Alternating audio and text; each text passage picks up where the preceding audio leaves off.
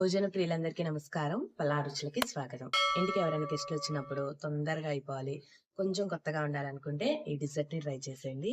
Desert అంటే మళ్ళీ ఏదో అనుకునేరు. ఇదొక స్వీటు. పైనాపిల్‌తో చేసే ఈ స్వీట్ పేరేంటో, ఇదెలా రెడీ చేసుకోవాలో ఈ వీడియోలో చూసేయండి.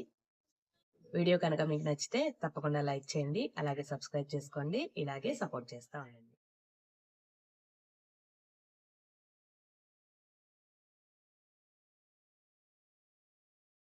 దీనికోసం ముందుగా ఒక పైనాపిల్ తీసుకోవాలి. పైనాపిల్‌ని మరీ పచ్చిది కాకుండా చూసుకోవాలి. ఇలా తీసుకున్న పైనాపిల్‌ని పైన ఉన్న తోలంతా తీసేసుకుందాము.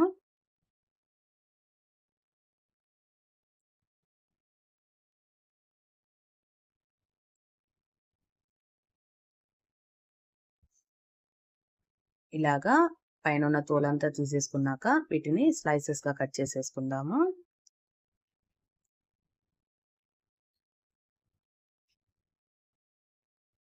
ఇలా కట్ చేసుకున్న స్లైసెస్‌ని ఇప్పుడు చిన్న చిన్న ముక్కలుగా కట్ చేసుకుందాము. ఇప్పుడు ఒక మిక్సీ జార్ తీసుకొని ఈ పైనాపిల్‌లో సగం ముక్కల్ని మిక్సీ జార్‌లో వేసేసి మెత్తగా పేస్ట్ చేసి పక్కన పెట్టేసుకుందాము. మిగిలిన సగం ముక్కల్ని ఇంకా చిన్నగా కట్ చేసేసుకొని ఒక గిన్నెలో వేసి పక్కన పెట్టుకుందాము. ఇప్పుడు స్టవ్ ఆన్ చేసి పాన్ పెట్టేసుకొని ఒక 7, 8 టేబుల్ స్పూన్ల వరకి నెయ్యి వేసుకోవాలి. నెయ్యి కొంచెం ఎక్కువే పట్టిద్ది. నెయ్యి ఎంత ఏసుకుంటే అంత టేస్ట్ కాబట్టి. నెయ్యి వేడైన తర్వాత ఇందులోకి మనకిష్టమైన డ్రై ఫ్రూట్స్ వేసుకుందాము. ఇక నేను కొంచెం జీడిపప్పు, అలాగే కొంచెం కిస్మిస్ వేసి వేయించేస్తున్నాను. మీకు కావాలంటే బాదం పప్పు, ఇంకా మిగతా డ్రై ఫ్రూట్స్ ఉంటాయి కదా! అవి వేసుకోవచ్చు. ఇవి వేగిపోయినాయి కదా! తీసి పక్కన పెట్టేసుకుందాము. అలాగే మనం ఇందాక సన్నగా కట్ చేసి పక్కన పెట్టుకున్నాం కదా! పైనాపిల్ ముక్కలు, అవి కూడా ఈ నెయ్యిలో వేసేసి ఒక 5 నిమిషాలు వేయించేసుకుందాము. ఇలా వేయించడం వల్ల పైనాపిల్ అనేది పచ్చి వాసన లేకుండా బాగుంటది మనకి. ఇవి కూడా వేగిపోయినాయి కదా! తీసి పక్కన పెట్టేసుకుందాము.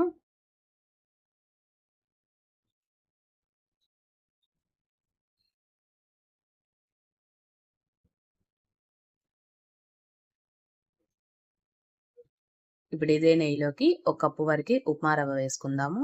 మంటని సిమ్‌లో పెట్టేసుకొని, ఈ ఉప్మా రవ్వని దోరగా వేయించేసుకోవాలి ఒక 5 నిమిషాల వరకి. పచ్చి వాసన పోయేంత వరకి వేయించుకుంటే మనకి మంచి టేస్ట్ వస్తది కేసరి. సరిపోలేదు అనుకుంటే ఒక 2 టేబుల్ స్పూన్ల వరకి మళ్ళీ నెయ్యి వేసుకోవచ్చు. ఇలా వేయించేసుకున్న ఉప్మా రవ్వని పక్కన పెట్టుకుందాము. ఇప్పుడు ఒక గిన్నెలోకి కొంచెం కుంకుమ పువ్వు తీసుకొని, ఇందులోకి గోరువెచ్చటి పాలు పోసుకొని కొంచెం సేపు నానపెట్టేసుకుందాము. అలాగే పైనాపిల్‌ని ఈ విధంగా పేస్ట్ చేసుకొని పక్కన పెట్టుకోవాలి. ఇప్పుడు అదే ప్యాన్‌లోకి ఒక 3 కప్పుల వరకి నీళ్లు పోసుకుందాము. ఒక కప్పు రవ్వకి 3 కప్పుల నీళ్లు సరిపోతాయి. నీళ్ళన్నీ ఈ విధంగా మరుగుతా ఉన్నప్పుడు ఇందులోకి వేయించి పక్కన పెట్టుకున్న ఉప్మా రవ్వ వేసుకుందాము. నిదానంగా కలుపుకుంటూ వేసుకోవాలి. లేకపోతే ఉండలు కట్టేసిద్ది.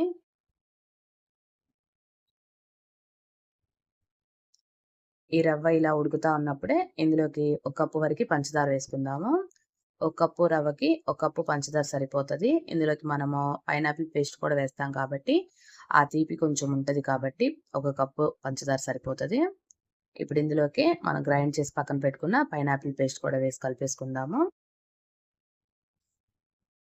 ఇవంతా కలిసి ఒక 5 నిమిషాలు ఉడికితే సరిపోతది. స్వీట్ కాబట్టి కొంచెం ఉప్పు వేసుకుందాము చిటికెడంతా. అలాగే కొంచెం యాలకుల పొడి కూడా వేసుకొని కలిపేసుకుందాము.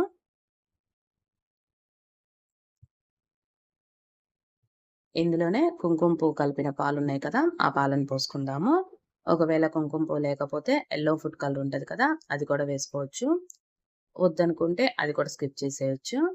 ఇందులోనే మనం వేయించి పక్కన పెట్టుకున్న పైనాపిల్ ముక్కలున్నాయి కదా! అవి కూడా వేసి కలిపేసుకుందాము. అలాగే వేయించి పక్కన పెట్టుకున్న డ్రై ఫ్రూట్స్ కూడా వేసి కలిపేసుకుందాము.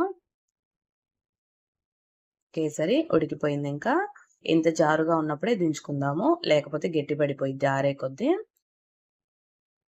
ఇలా దించేసి వేడి వేడిగా కానీ, కూల్‌గా కానీ సర్వ్ చేసుకుంటే మన పైనాపిల్ కేసరి రెడీ అయిపోయినట్టే.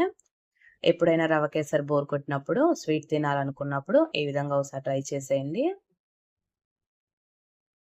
కొత్తదనం కోరుకునే వాళ్ళకి చాలా చాలా బావుంటది టేస్టు. అంతే అండి. Thanks for watching. కుదిరితే సబ్స్క్రైబ్ చేసుకోండి.